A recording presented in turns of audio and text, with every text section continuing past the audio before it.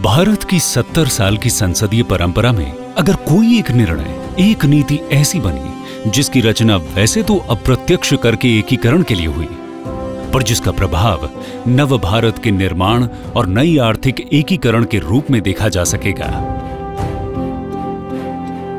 29 राज्य, 7 केंद्र शासित प्रदेश, 1 नेशन 1 टैक्स, ये सपना हमारा साकार होके रहेगा।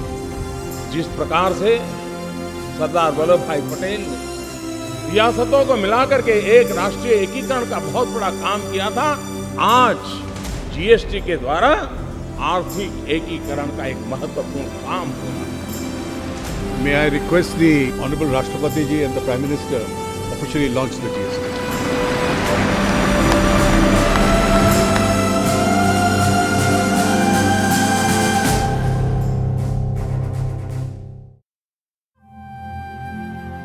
प्रधानमंत्री अटल बिहारी वाजपेयी के कार्यकाल में बनी केलकर टास्क फोर्स की रिपोर्ट में टैक्स एकीकरण का पहली बार उल्लेख हुआ।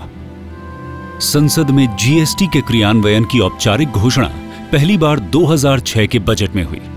तब इसे 1 अप्रैल 2010 तक लागू करने की बात कही गई। जीएसटी की रूपरेखा कैसी होगी?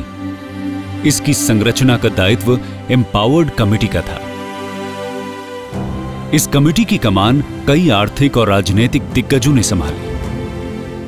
2011 में तत्कालीन वित्त मंत्री डॉक्टर प्रणब मुखर्जी ने जीएसटी इंप्लीमेंटेशन के लिए 115th कॉन्स्टिट्यूशन अमेंडमेंट बिल को संसद के सामने रखा। विकसित राज्यों के लिए जीएसटी कॉम्पेंसेशन पर सहमति बनाना तब सरकार के लिए एक मुश्किल काम था, जिसे 2014 में वर्तमान सरकार के निरंतर प्रयास से सुलझा लिया गया। For 5 years there is a mechanism, first 3 years entirely, then on a tapering basis, the center will assure them to compensate them for any loss which has been suffered.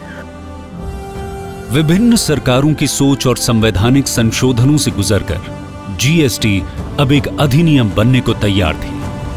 122nd constitution amendment bill के तौर पर इसे संसद के सामने चर्चा के लिए रखा गया।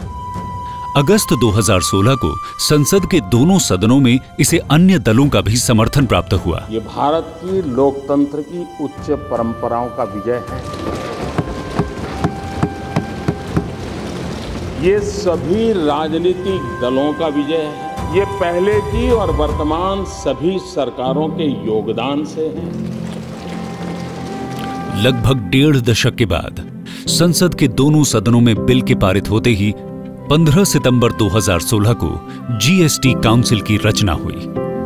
जीएसटी काउंसिल एक ऐसी फेडरल कॉन्स्टिट्यूशनल बॉडी है जिसे जीएसटी से जुड़े हर नियम, कानून, दर और छूट तय करने का अधिकार है।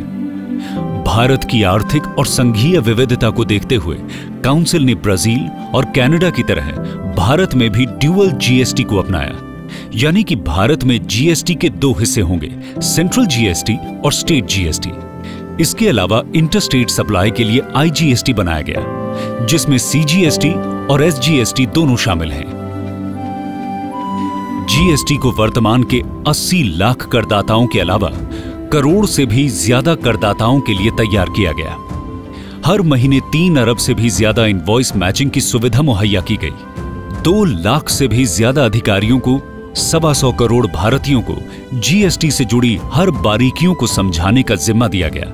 इसके लिए 4500 जीएसटी सेवा केंद्र बनाए गए। 300 से भी ज्यादा अखबार और 16 अलग अलग भाषाओं में हर सेक्टर पर जीएसटी से होने वाले सकारात्मक प्रभाव को प्रचारित किया गया। सोशल मीडिया पर जीएसटी से जुड़े जनता के हर सवाल की जानकारी दी गई। केंद्रीय मंत्रालय और केंद्रीय कर अधिकारियों की सहायता के लिए फीडबैक एक्शन रूम बनाए गए। करदाताओं और उपभोक्ताओं की समस्याओं के शीघ्र निदान के लिए डिस्ट्रिक्ट लेवल मॉनिटरिंग मैकेनिज्म बनाया गया। इस मैकेनिज्म में भारत सरकार के 200 से भी ज्यादा वरिष्ठ अधिकारियों को शामिल किया गया। कैबिनेट सचिव की अध्यक्षता में सेंट्रल मॉनिटरिंग कमेटी का गठन किया गया। इस कमेटी में केंद्र सरकार के मुख्य मंत्रालयों के सचिव शामिल किए गए। जीएसटी मित्र मोबाइल ऐप और सक्षम सेवा जैसे हेल्प डेस्क को जीएसटी के सफल क्रियान्वयन के लिए खोला गया। 29 राज्यों, 2 केंद्र शासित प्रदेश की विधानसभा से जीएसटी बिल के पारित होने की प्रक्रिया पूरी की गई। टैक्स के 4 नए स्लैब्स में 1000 से भी ज्यादा वस्तु और सैकड़ों सेवाओं को शामिल करने के बाद आखिरकार 30 जून की मध्यरात्रि को जीएसटी देश को सौंप दिया गया। GST may be a destination tax, but for India it will begin altogether a new journey. कोई वस्तु कितनी ही दूर क्यों न हो, उसका मिलना कितना ही कठिन क्यों न हो, वो पहुंच से कितनी ही बाहर क्यों न हो, कठिन तपस्या और परिश्रम से उसे भी प्राप्त किया जा सकता है और ये आज हुआ है।